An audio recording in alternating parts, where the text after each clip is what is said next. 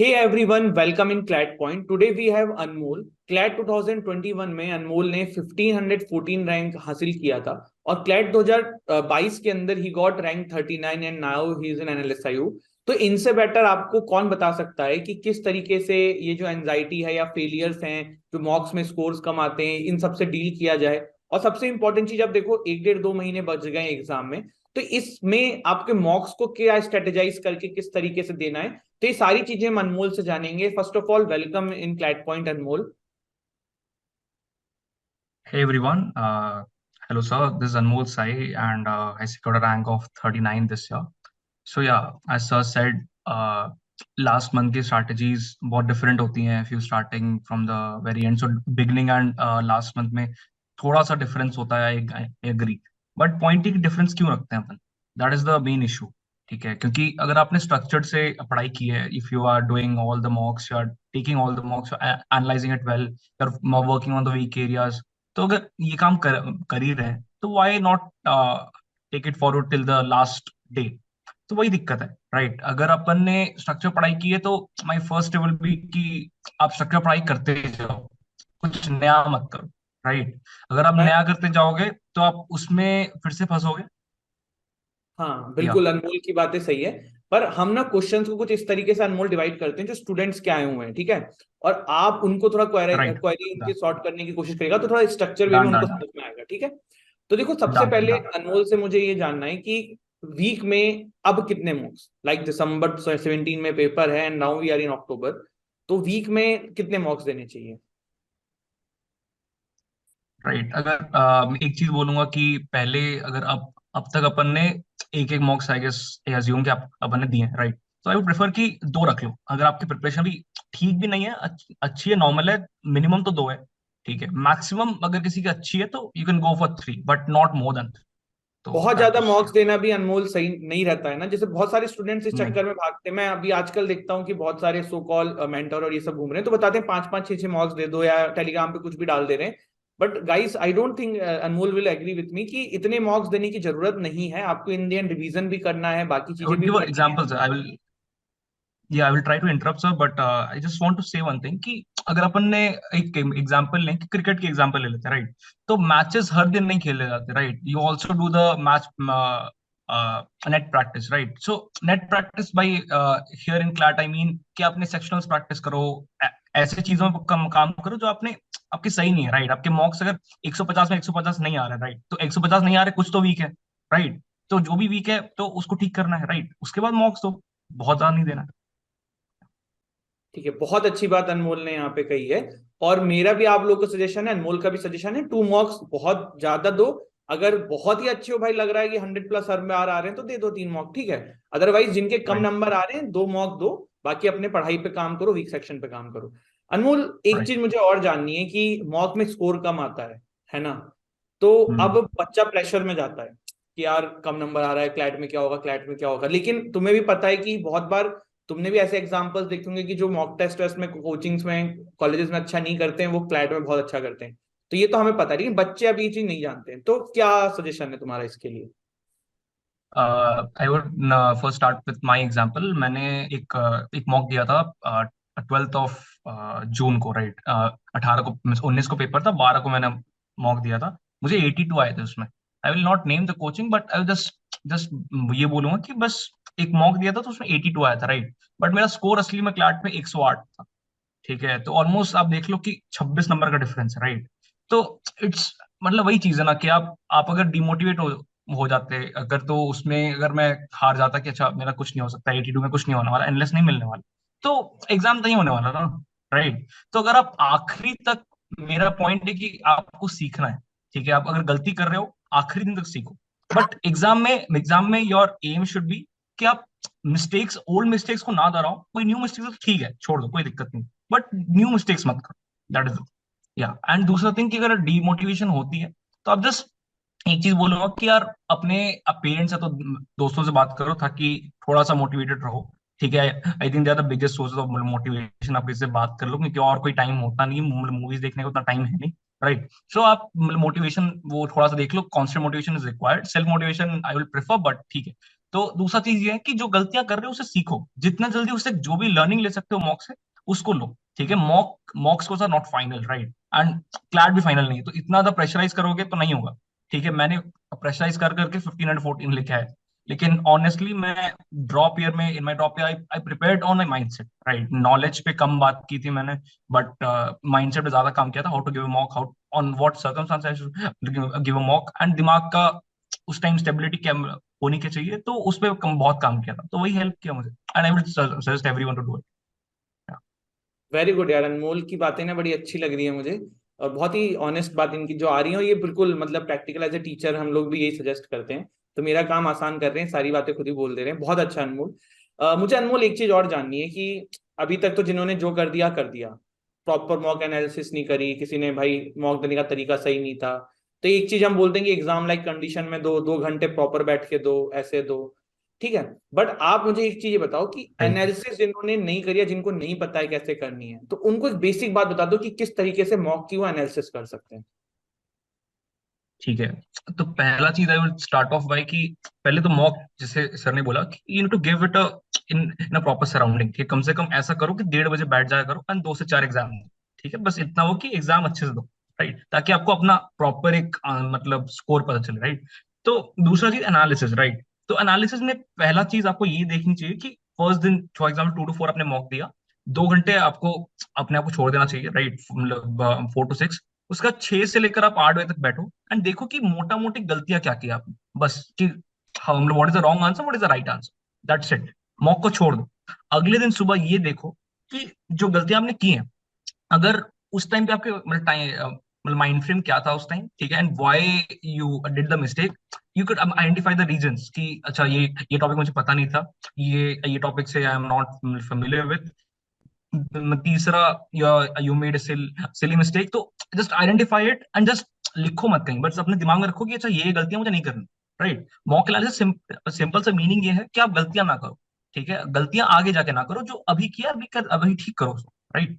सो अभी अपने मतलब मॉक एनालिसिस से अभी फिलहाल आपको आई वुड प्रेफर कि अगर दो घंटा मॉक देते हो तो 4 से 5 घंटा मोटा मोटी जाना चाहिए। दो आई डोंट सपोर्ट के साथ कोई टाइम फ्रेम होना चाहिए, कि वो जल्दी भी हो सकता है। मेरे लास्ट स्ट्रेच में जब मेरा एनालिसिस होता था, तो मतलब 1-2 घंटा में खत्म हो जाता था, क्योंकि मुझे पता है कि कहाँ कहाँ देखना है, कहाँ कहाँ नहीं देखना। ऑलमोस्ट मैंने 150 मॉक लिख चुका था 3 सालों में, राइट। तो वही इट इट वाज हेल्पफुल। सो वही चीज है कि आप एनालिसिस जब भी करो तो जस्ट फाइंड इट कि गलतियां क्या कर रहे हो, ठीक है। अपने वीक एरियाज को देखो, ठीक है। एंड द लास्ट थिंग कि आप ये चीज देखो कि अच्छा, फॉर एग्जाम्पल जीके, राइट, अगर जीके में कोई टॉपिक नहीं आ रहा तो वो टॉपिक को जाकर लिखो, राइट। अगर कोई assumption का मतलब क्वेश्चन गलती हुई है, तो उसको फिर से जाके लिखो कि अच्छा गलतियां कहाँ की हैं, उसको आके फिर से रेफर करो। अभी टाइम नहीं है कि आप फिर से मतलब हर टॉपिक को देखो, जल्दी जल्दी टॉपिक खत्म करना है, क्योंकि टाइम कम है आपका, तो ऑलमोस्ट आई गेस 60-65 डेज बचे हैं, राइट। तो this is the thing I would prefer for analysis.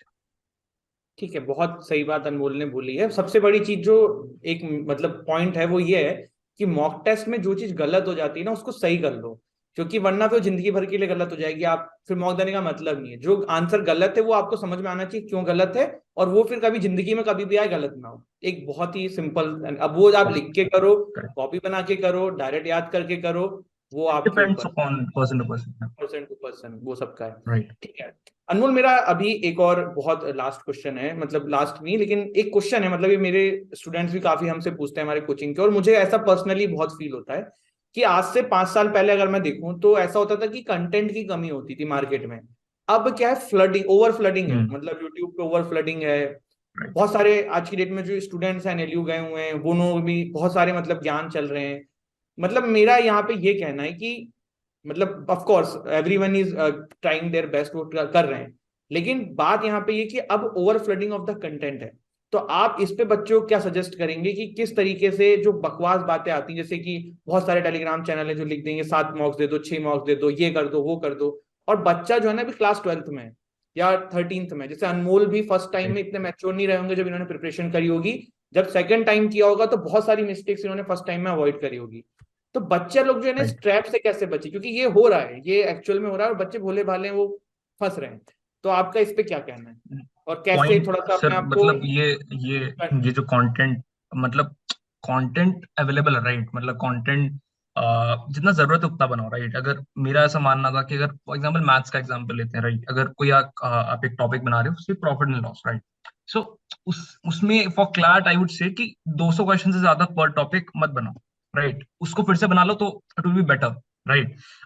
आप एग्जाम्पल ले सकते हो कि बोर्ड्स में भी जब आप तैयारी करते हो तो you don't practice every sample paper you want to, right. आप एक सैम्पल पेपर लेते हो, उसको अच्छे से करते हो एंड उसको रिवाइज करते हो, अगर हो गया तो जो खत्म नहीं होता, बट अब रिवाइज करते हो, right.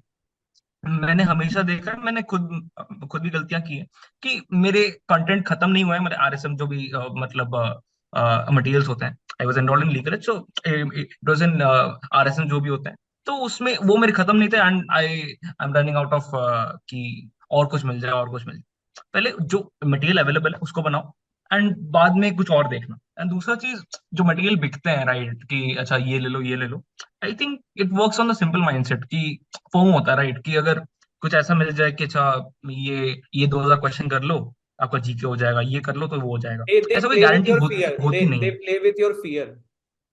They play with right. अब पॉइंट है कि गारंटी कभी नहीं था। मैंने जितना जीके पढ़ा था, मैं I am not very proud of, but मैंने बहुत पढ़ा था जीके में, कम से कम 1000 पेज की नोट्स थी मेरी, तो मैंने बहुत पढ़ा था, लेकिन तब भी मेरे 2022 का 21 नंबर करंट आए। Affair one of the toughest आ गया था भाई, वो तो कोई वही मतलब। वही वही हाँ, वही मेरा पॉइंट है कि अब आप कितना ही पढ़ लो, आपका आप कभी भी श्योर नहीं हो सकते कि अच्छा जीके में इतना आएंगे, नहीं होता, कभी नहीं होता। Nobody can give a guarantee. I can't, मेरे जो टीचर्स थे उन्होंने कभी नहीं बोला कि तुम you need to learn the skill. आपको लॉ में जाके आगे यही करना है कि you learn reading, you need to dissect something the material, right. So वही चीज है। आप कोई कोई पिला नहीं सकता कि अच्छा ये हो जाएगा ये हो जाएगा, तो just just just just see कि आपको कौन सा कंटेंट सूट करता है। Every content is good, do not criticise anything, बस जो कंटेंट आप बना रहे हो उसी पे स्टिक करो। लिमिटेड एंड अभी रहिए, मतलब फिलहाल अपना लास्ट ईयर्स में बढ़ाइए, लिमिटेड रखिए लिमिटेड में। कंटेंट, बहुत लिमिटेड रखिए। और सबसे बड़ी चीज है कि बहुत जैसे क्या होता है ना कि ये जो फियर ऑफ मिसिंग आउट इन्होंने बोला है, फोमो, बहुत सही बात बोली है कि अभी ना बच्चा डरता है कि यार ये कर लें वो कर लें, लेकिन आप एक बात समझो कि कोई भी बुक्स है, कोई भी चीजें ना, घुमा फिरा के सब में सेम चीजें लिखी होनी है। इससे बेटर है कि पॉइंट। एक चीज को करो, उस पर स्टिक करो, उसका रिवीजन कर लो मल्टीपल टाइम्स, वो ज्यादा बेटर है।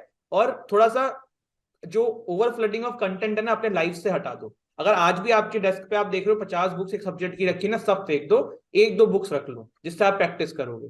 यही अनमोल ने भी कहने की यहाँ पे एंड कोशिश एंड की। एक और चीज की, क्लास 10th में आपको सर याद होगा कि R S Agarwal and R D Sharma होता था मैथ्स में, राइट। तो उसमें एक चीज मतलब मैं सिंपल सा क्वेश्चन सबको है मुझे कि आप कभी दो नहीं बनाते थे, राइट, या तो एक चूज करते थे, क्योंकि दो बनाना इम्पॉसिबल है, क्योंकि आर डी शर्मा बहुत बड़ा होता है ना, आर एस अग्रवाल भी अपने आप में बड़ा है, राइट। बिल्कुल बिल्कुल, जिसको सूट करता बहुत है वो अपना बनाना था।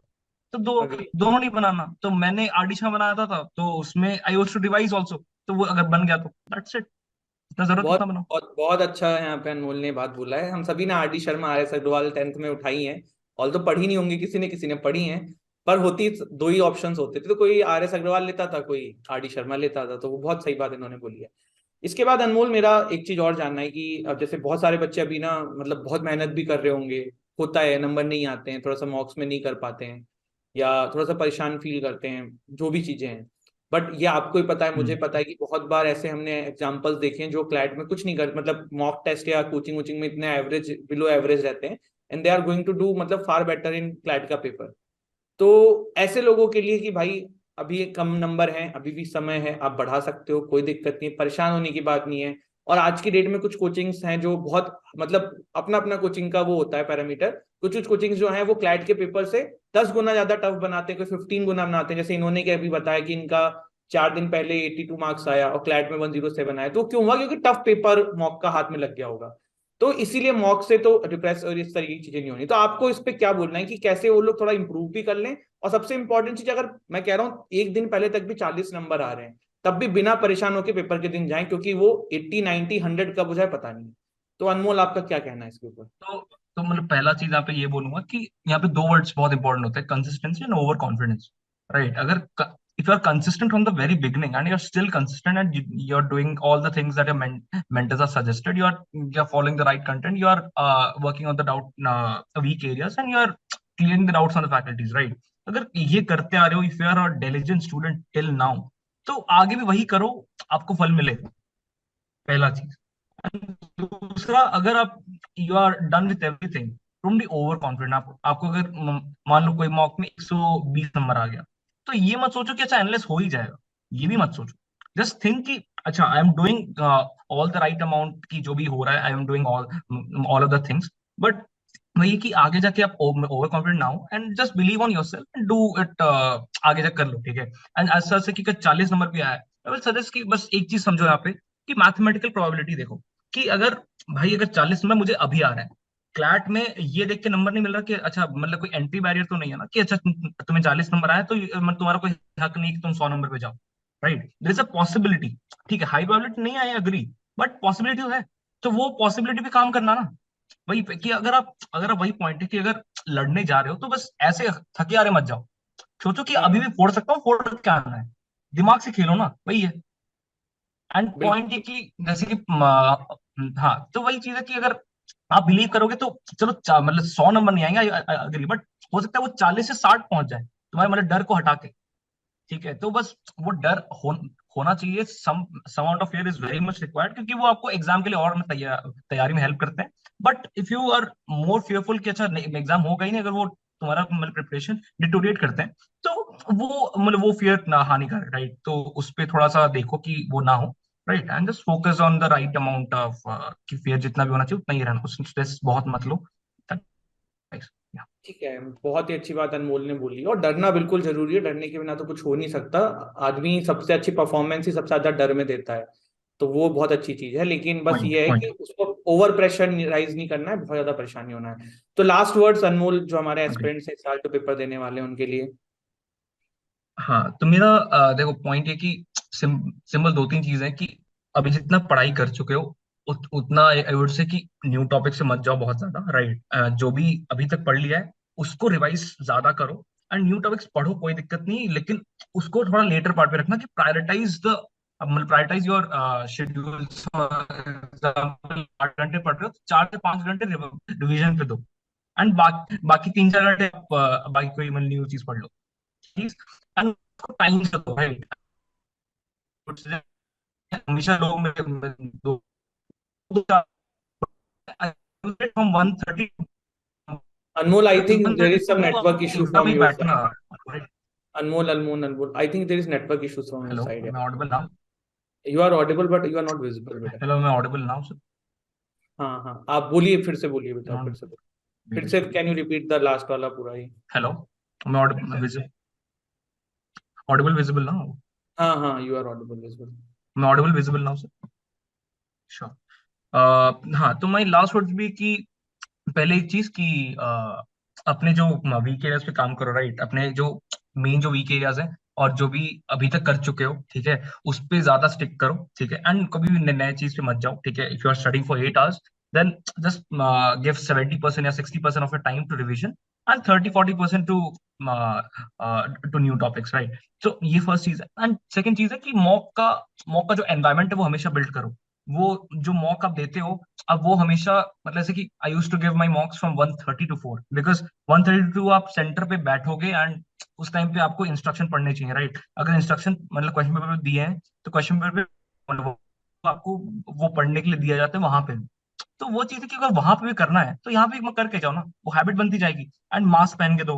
मैं मतलब मेरे घर में एसी है, but still I don't use to turn on the AC, because exam में शायद ना रहे, किसी किसी में होता है, किसी में नहीं होता है, तो आई डेंट टेक द रिस्क। मेरे पास वो रोलिंग चेयर है, बट उसमें नहीं बैठता था, नॉर्मल चेयर पे बैठता था, ताकि और अब क्योंकि तो वो आदत कोल्ड, नहीं अब बन तो जाए, ठंड में कंफर्टेबल नहीं होगा, होना। अब तो ठंड में होगा तो ठंड में प्रैक्टिस होगा, ज्यादा, एग्जैक्टली। वो बिल्कुल तो तो ग्लव्स प्रैक्टिस वो भी व्लव्स सब करो कि निकाल आप के ब्लेजर प्रैक्टिस मतलब करो। कुछ भी, बस बस बस वही चीज है कि आप वो भी करो जो जितना एग्जाम में अब जो भी करने वाले हो, उसको अभी करके जाओ।